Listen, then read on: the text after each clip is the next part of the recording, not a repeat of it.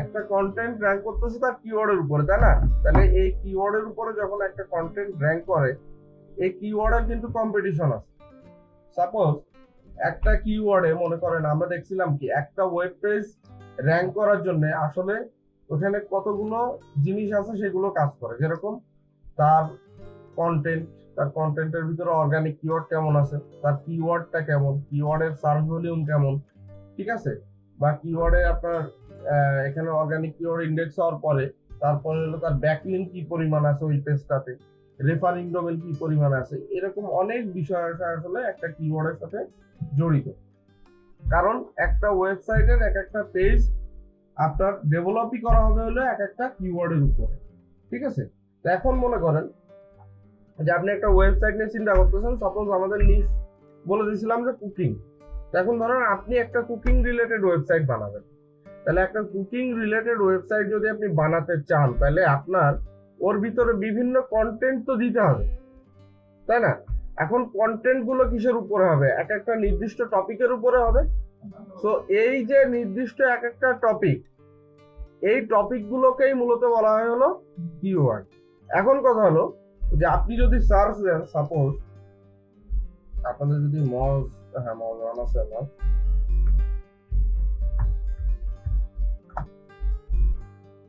মনে করেন আমি এখানে সার্চ দিয়েছিল বেস্ট বেবি ডাইপার, ঠিক আছে? তো এখন এই কিওয়ার্ডে অলরেডি দেখেন এই ওয়েবসাইট গুলো র্যাঙ্ক করে আছে না? এটা তো গুগলে র্যাঙ্ক করে আছে নাকি? একটু খেয়াল করে দেখেন। হ্যাঁ, তো দেখেন এখানে আমি সার্চ দিয়েছিল বেস্ট বেবি ডাইপার লিখে। তো এখানে দেখেন প্রথম যে ওয়েবসাইটটা র্যাঙ্ক করে আছে তার ডিএ কত? 71। সেকেন্ডে যে আছে তার 95, থার্ডে যে আছে তার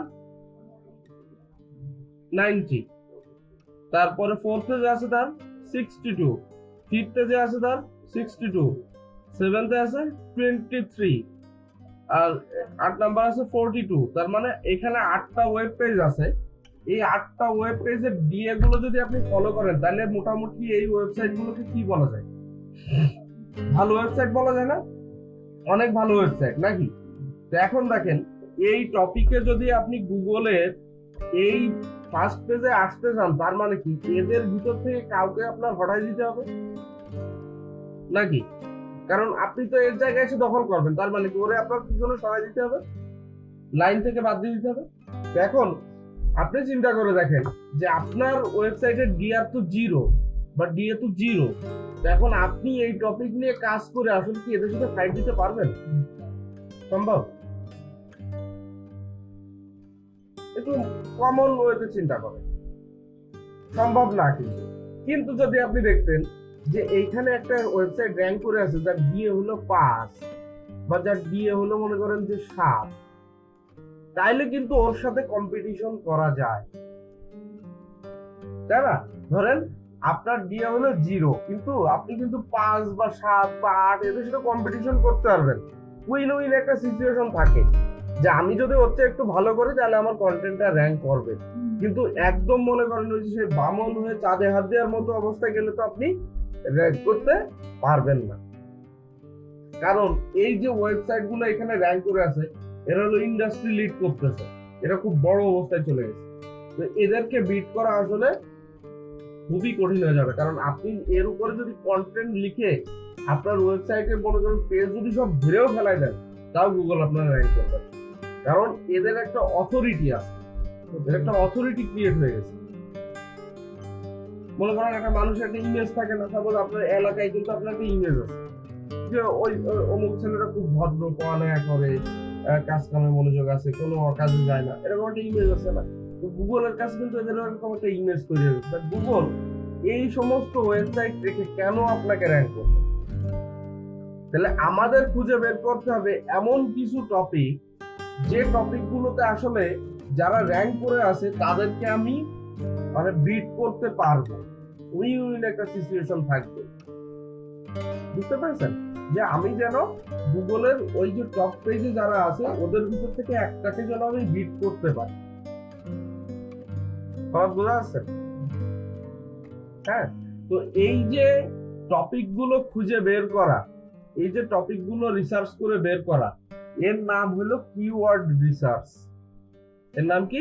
কিওয়ার্ড রিসার্চ। যে আপনার ওয়েবসাইটে আপনি কোন টপিকগুলো নিয়ে কাজ করবেন, সেই টপিকগুলোতে আপনি আদেও গুগলের টপ 10-এ র্যাঙ্ক করতে পারবেন কিনা সেটা রিসার্চ করে বের করার নামই হলো কিওয়ার্ড রিসার্চ করা। কারণ আপনি যদি রিসার্চ করে যদি উইন করার মতো টপিক বের করতে না পারেন, তাহলে কিন্তু ওই কিওয়ার্ড নিয়ে আপনি কাজ করে মনে করেন যে মরেও যান, আপনি কিন্তু তাও কি করতে পারবেন না, ওই জায়গাতে দখল করতে পারবেন। বুঝতে পেরেছেন?